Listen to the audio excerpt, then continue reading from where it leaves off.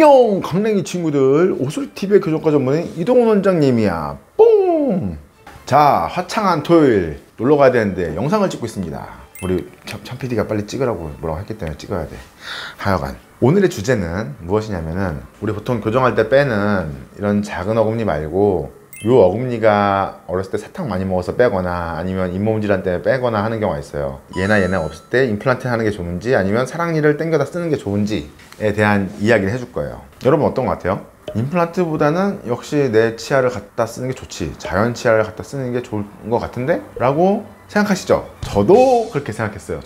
저도 그렇게 생각해서 젊었을 때는 많이 했어요, 그 치료를. 근데 지금은 약간 회의적이고 어떤 경우에는 별로 추천하지 않는 경우가 있는데, 그러면 어떤 경우 추천하고 어떤 경우 안 추천하는지 한번 그것도 나눠서 한번 이야기해 드릴게요. 일단 이 어금니가 빠지는 거는 위에가 빠질 수도 있고 아래가 빠질 수도 있겠죠. 위에가 빠지는 거는 생각보다 괜찮아, 할만해. 근데 이거를 임플란트 하기 싫다고 요거 다른 목적 없이 요거 때문에 교정하는 거는 완전 삽질이에요. 그건 절대 비추야. 그건 절대 비추고, 어차피 교정을 해야 돼. 뭐 입이 나왔거나 삐뚤빼뚤 하거나 그래서 이제 해야 되는 상황이라고 하면은 그때 고민해 보는 거예요. 그때 위에가 많이 빠졌다, 위에는 할만해요. 왜냐면 위에는 잘 움직이기도 하고, 얘네가 잘 움직이기도 하고, 그리고 얘네 같은 경우 좀 약간 빠졌을 때 사랑니가 나오면서 쉽게 좀 자리 잡는 경우도 있어요. 그래가지고 위에가 빠졌을 때는 해볼만 하다. 어차피 뭐 덧니 교정이나 돌출 교정이 있어가지고 하는 경우는 해볼만 하다 라고 생각해요. 문제는 아래치아예요. 아래치아 얘네가 빠졌을 때는 고민을 해봐야 돼요. 이게 과연 할 일인가 말아야 될 건가. 만약에 여러분이 입이 많이 나왔어, 아니면 덧니가 엄청 심해, 그렇다고 하면은 사랑니를 당겨 쓰거나, 아니면 사랑니는 아니더라도 만약에 원래 요걸 발치해야 되는 상황인데 발치를 안 하고 얘만, 사랑니까지는 아니고 얘가 빠졌을 때 얘만 당겨 쓰는 그런 치료를 할 것 같아요. 할 것 같은데 돌출이 별로 안 심하고 덧니도 별로 안 심해. 그러면은 일단 고민해 봐야 돼요. 이게 과연 이득이 있을까를 고민해 봐야 돼요. 무슨 말이냐면, 위에는 아까 뼈가 물러가지고 생각보다 어금니 잘 와가지고 문제가 없는데, 아래의 어금니는 앞으로 잘 안 가요. 정말 잘 안 가기 때문에 별로 이렇게 좋지가 않은데, 자, 그러면은 임플란트를 안 하고 사랑니를 하는 장점에 대해서 생각해 봐요. 여러분들이 막연하게 생각한 장점, 첫 번째 보겠어요. 비용적인 측면이 있겠죠. 내 치아를 갖다 쓰니까 그게 만약 비용이나 있을 수 있고, 두 번째는 임플란트 수술하는 게 무섭다, 아플 것 같기 때문에 그거 아프지 않게 교정을 했으면 좋겠다. 세 번째, 내 치아니까 더 건강에 좋을 것이다. 보통 이거 세 가지예요. 첫 번째, 비용 얘기해 줄게요. 이거 어금니 당겨와서 제대로 딱 놓으려고 하면은 교정 기간이 보통 5년이 넘어요. 5년이 넘게 걸려요. 넘게 걸리기 때문에 이 비용이 절대 싸지가 않아요. 싸지가 않기 때문에 임플란트 하는 거나 이거 하는 거나 비슷해요.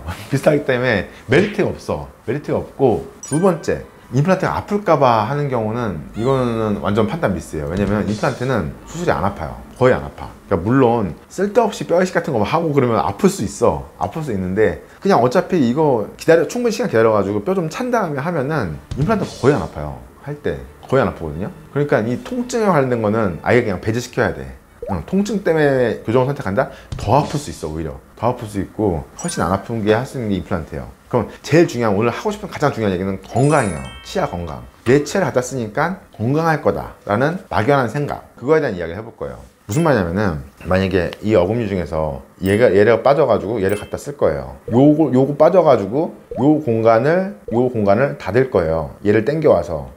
그렇다고 할 때 이런 것도 빼서 닫는데 이거 빼서 닫으면 되지 라고 생각하는데, 그게 쉽지가 않아. 그렇게 안 돼. 왜냐면은 당겨올 때 이게 뒤에 치아 큰 어금니고, 앞에 속구치에 조그만 어금니, 이렇게 당겨와서 우리가 이상적으로는 이렇게 와서 딱 붙었으면 너무 좋겠다 라고 생각하는데, 현실은 이렇게 안 돼요. 이게 아니라 뿌리가 이렇게 있고 머리가 이렇게 있으면 머리가 쓰러지면서 질질질질질 끌려와요. 보통 이렇게 와요. 이게 왔을 때 문제가 뭐냐면은, 이렇게 올 때 위에 치아가 씹으다가 땅 이렇게 때려요. 그러면 이 치아는 계속 이렇게 흔들리면서 가는 거예요. 이거 흔히 우리가 외상성 교합이라고 말하는데, 이게 생기면 얘가 잇몸이 거의 작살나요. 얘가 망가진 걸 방지하기 위해서 계속 뭐 청소를 해도, 집에서 계속 음식물 끼고 그러면은 계속 띵띵띵 하면서 얘가 상태가 별로 좋지가 않아요. 그래서 진짜 각별한 관리를 해야 되고, 오는 거리도 엄청 멀기 때문에 보통 일반적인 발치에서 닿는 공간의 2배 이상이에요.